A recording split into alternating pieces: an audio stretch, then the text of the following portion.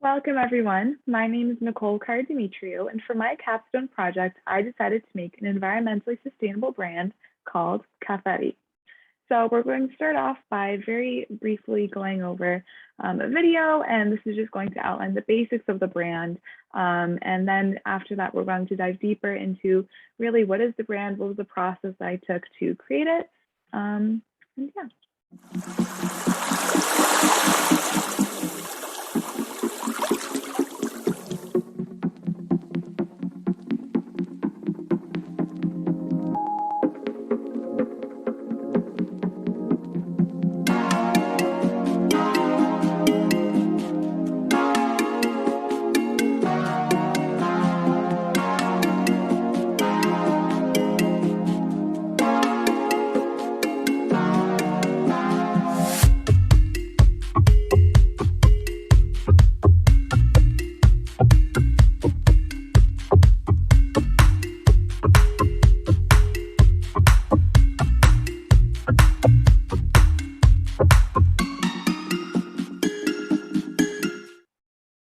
All right.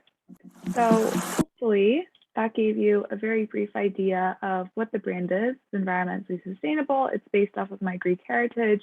But before we talk about specifically what is the brand, I want to talk about some research that I took steps to research before actually doing any work on the brand.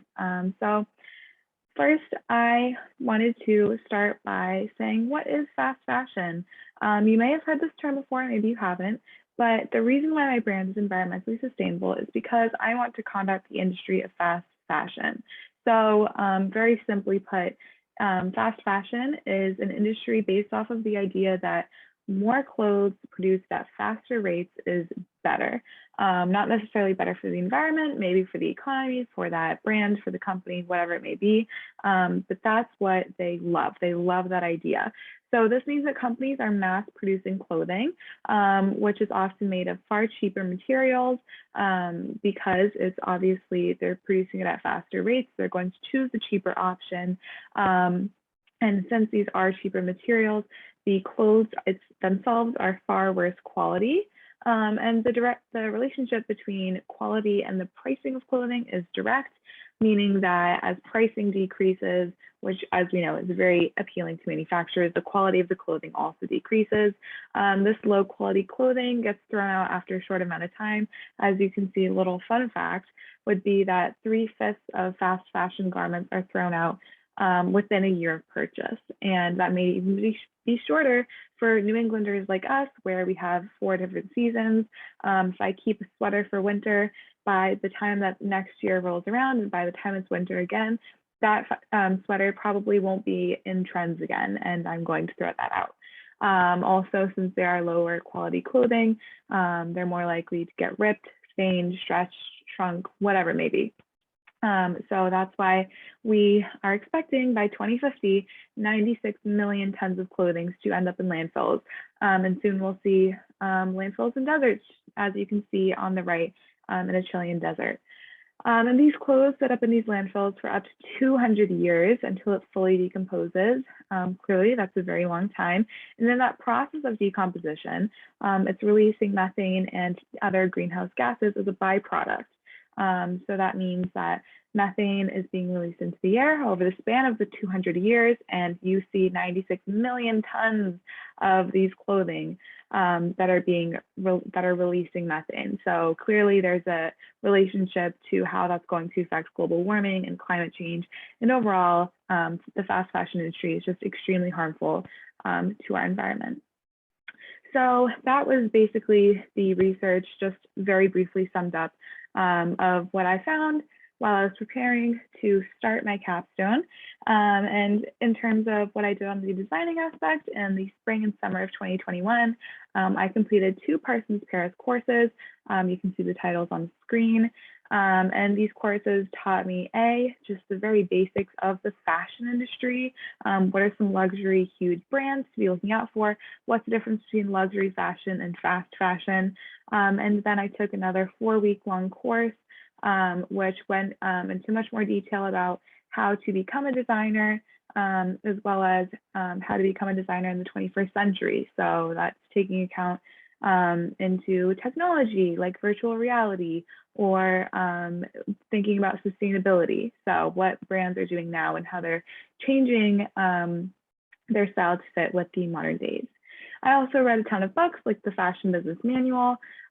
This really gave me a better idea of how to even create a fashion brand and manufacturing and branding and designing a website, going into all of the actual business parts of it, which was really interesting and probably my favorite part of the preparations. And I also needed to learn how to draw. I did not take any art classes in my high school experience. The only art classes that I've taken were in middle school, and they were the basics of how to draw a circle. So I needed to know, how do I make a fashion illustration? I needed to learn proportions. So I took many classes through different websites, YouTube videos, and I just taught myself how to draw. With that came experimenting with different media, so whether that be pens, pencils, and markers on paper, or switching to something digitally. And I ended up choosing digitally. That's just what worked best for me. And I'm also a strong believer that practice makes perfect. So certainly my first few fashion illustrations were not pretty, but they gradually got better, and you will see those in just a second. So let's talk about behind the brand. How did I come up with Kathari? What does that even mean? And why did I make it Greek? So I wanted to use fashion as a way to express my culture in really just a way that makes sense for me. Some people celebrate their cultures through religion, music, food. For me, it's fashion.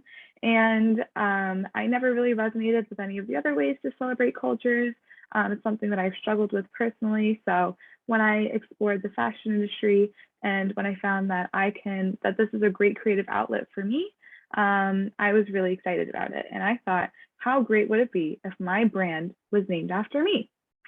And as great as that sounds, people already have enough trouble saying Nicole Cardimitriou. So when I added in my Greek name, because my Greek name is Nicoleta, my English name is Nicole, when I thought it'd be so cool if I had Nicoleta Cardimitriou as my name.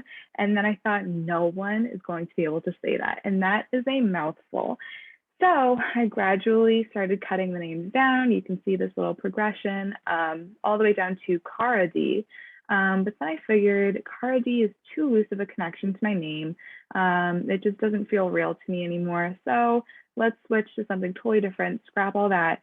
And I remember one night I was on FaceTime with my friends and I was just brainstorming words in English that could be translated to Greek. And I came up with Kathari. That's pronounced Kathari. I will roll my R's. That's the Greek way to say it. Feel free to say it like that.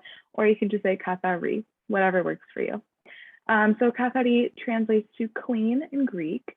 And you see this Venus de Milo as kind of my official logo of the brand. And for those of you who don't know, the Venus de Milo is a statue of Aphrodite, the goddess of beauty. So I love the Venus de Milo statue, and I love Kathari, and Kathari means clean.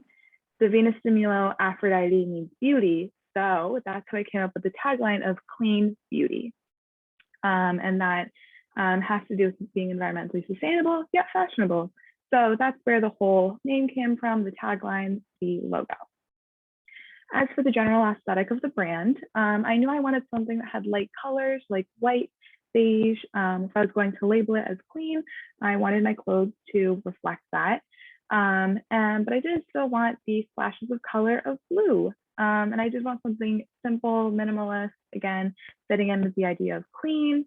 And I wanted something free moving. Out of all the islands that I've been to in Greece, every single one of them has been windy.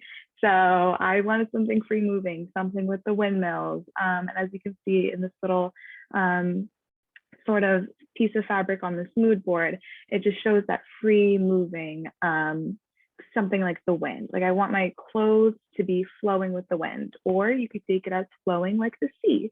So again, free moving, carefree, something soft, delicate, playful, youthful. That's the general idea of the brand.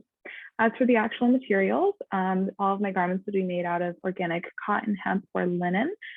These are objectively the most environmentally sustainable materials if produced correctly and efficiently. And the cork won't be used for actual garments. I'm not wearing a dress made out of cork, but it will be used for things like belts. in terms of the actual designing process and the drawing. So again, I needed to learn how to draw myself. So I definitely had some trouble with actually designing at first. So as I mentioned before, I was doing a lot of YouTube videos, and with that came a lot of Google searches for different fashion illustrations. And I discovered that Pinterest has some really great ideas for just general inspiration for fashion design. So I took a lot of my inspiration from Pinterest, Vogue magazines, Harper's Bazaar. I got those 2 subscriptions, and I spent so many nights just cutting up pictures from magazines, making into a scrapbook. And then I was playing around with colors and textures on Procreate. As I mentioned, I did choose a digital platform to do my designs on, and Procreate is the application that I use. And then I was also creating mood boards. So mood boards are really just the best way for me to throw everything that's going on inside my head down on paper, or for me, in this case, it was Canva. So this on the right would be an example of a mood board. On the previous slide, this is also an example of a mood board. It's slightly messier and it shows more texture, whereas the one on this slide is much more fitted to kind of a collage. I then chose a city and island in Greece to base the outfit on. All of my garments that I've designed on my website are named after some sort of city or Greece or island in Greece. So I researched the landscape, or maybe I had an emotional connection to one of the cities. So I'll base that outfit on said landscape or connection. After that, as I said, practice makes perfect. I was designing at least 2 to 3 drafts before deciding on the final design. And so it was definitely a very long process for me in the beginning, but as I kept practicing, things got definitely a lot easier. So now let's delve into what the actual product looks like. So I ended up choosing a website as my final form of my project for the capstone. So let's just go through this together. On the info page, you see the video that I showed you right at the beginning, and we'll talk about the significance of this video in a couple of slides. And here are my actual collections. So we have a formal wear collection, a patterns and prints collection, and a streetwear collection. And then we also have a store design, which I'll run through all of these very briefly, but we'll start with the formal wear collection.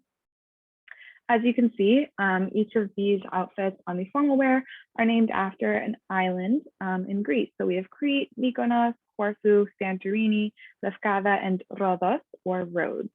I don't really have a favorite, but I did just recently design Rhodes' outfit, as you can see here on the right. There was no real connection to a landscape, particularly in terms of like the sand or the water. But they do have the medieval old town of Rhodes that I went to a couple of summers ago. And when I was there, I thought, how cool would it be if I had an outfit to wear here that is similar to what ancient Greeks would wear. So I designed this wrap dress. It's very simple, and I just feel like if I were to wear this out in dinner in the medieval old town of Rhodes, it would feel like a blast from the past. So as you can see, each one of my garments have some sort of description, just a quick paragraph talking about why I designed them, what was the inspiration behind it. And please feel free to check this out after the video and look further into each of my designs. Next is the patterns and prints page. So this is really just a collection of some logos that would be on any sort of garment. Here we have the letter K for either Dimitri or Kathari. Take that how you want to. But think of a Gucci belt. When you imagine a Gucci belt, you see the G in the middle of the belt. This is what Kathari's belt would look like. It would be a K instead of a G. So simple things like that. Here we have the official logo, the Venus de Milo. We have the olives, obviously huge trademark of Greece. We have donkeys. I love donkeys. When I went to Greece last summer, I was able to go to Santorini, and we arrived at the old port. Donkeys were actually taking people up to the main road. So I definitely snapped a few pictures and drew this donkey with the K, as you can see on it as well. And here are 3 geometric patterns that would really work on anything, whether that be a tote bag, sweatshirt, sweatpants, tank top. And these are actually samples from Paros. I went to Paros last summer as well. And while I was there, I found myself looking down a lot because I was so enamored by the walkways that had like a white cream base, and then brown and gray stones were built into it. And the stones weren't the same. Every single street you turned is a different set of stones, a different configuration. There are different sizes, shapes, and some were rounder, as you can see on the left, some were sharper and smaller, as you can see on the right. So that's how I came up with these geometric designs. So hopefully that gives you a little bit more insight of the inspiration behind a lot of my designs. Moving on to streetwear, all of my streetwear compared to the formal wear is named after Greek cities, not islands. So we have Athens, Patras, Heraklion, Thessaloniki, which is my parents' hometown. I had to include that in there, as well as Polygyros and Komotini. Polygyros and Komotini hold a very special place in my heart, as they're actually named or inspired by both of my grandparents' hometown. Polygyros is my grandfather's summer hometown, and he had a farm, a fruit farm and an olive farm. So naturally, I had to design an outfit that looks like something a farmer would wear. And then to the right, we have Komotini. My grandmother just reminds me of just warmth, and Komotini, her hometown and her apartment, just reminded me of a nice warm cardigan. So that explains the cardigan. So as you can see, some of these designs did have emotional connections as well. As for the store design, although Kathari is just very hypothetical right now and conceptual, if I were to have a store, despite popular belief, it would not be in the US, it would be in Athens. And I'll talk a little bit more about that in a second. But just looking at the picture of what the store would look like, hypothetically, it would have 2 floors. The first floor would look something like this. You can see the exposed beams, the exposed brick, giving it a very natural, earthy feel. You can see the K logo on the top right here, and big windows. I want tons of natural light flooding in, the Greek patterns, but overall beige, white, very natural tones, just to emphasize the clothing and still keep that natural Kathari feel. The second floor would hopefully be just a panoramic view, all glass. I know how expensive that is to get, of the oceans of Greece. That would just be absolutely beautiful.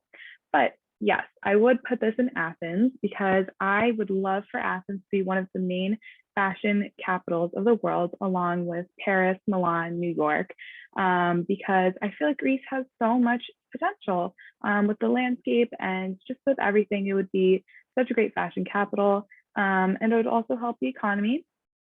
So I would hold my first store in Athens. If I were to hold a second one, it would be in Mykonos, which you may or may not know Mykonos, but it is a very popular attraction for celebrities, A-list celebrities. They vacation there. So if it ever got some sort of celebrity attention, the brand would take off from there. So that's just the thought process behind my store design. And that is essentially what I did for my actual capstone project. However, I'm not done yet. I do have future goals. So I am trying to fundraise the brand through an app called Kickstarter. You may or may not be familiar with this. Essentially, it's a GoFundMe for small startups that are trying to gain some traction. I currently don't have any funds. The project is still trying to be uploaded to the website. As you can see on the right, this is just a brief overview of what is going to be on my page. And here's the video that I showed you at the beginning of this presentation that is also on my website. So that's where that video is going to be, on Kickstarter. And any funds that I raise is going to be going towards manufacturing some sort of garments. Maybe it's the Thessaloniki loungewear set that you saw when we were looking at the streetwear. Maybe it's a dress. I'm not sure yet. I still need to get some funds first and track down my manufacturer. But once we find that, I'm going to expand the website to include an online running store.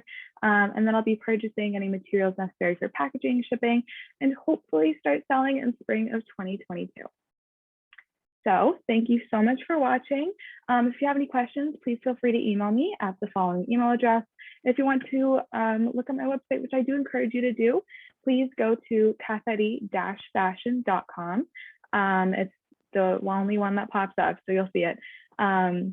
And please do look at all my designs. There's so much more that I didn't get the chance to say. So if you have any more questions, or if you'd like to be updated about anything that's going on with the brand in terms of when I get my project up on Kickstarter, please fill out the contact sheet, which is on the very last page of Kathari's website, and just fill it out with your name, your email, and in the subject title, you can just put request updates, something similar to that. And I'll be emailing you in terms of when it's up for funding, if you'd like to donate any funds, or when I'm starting to sell. So again, thank you so much for joining me, and have a great day.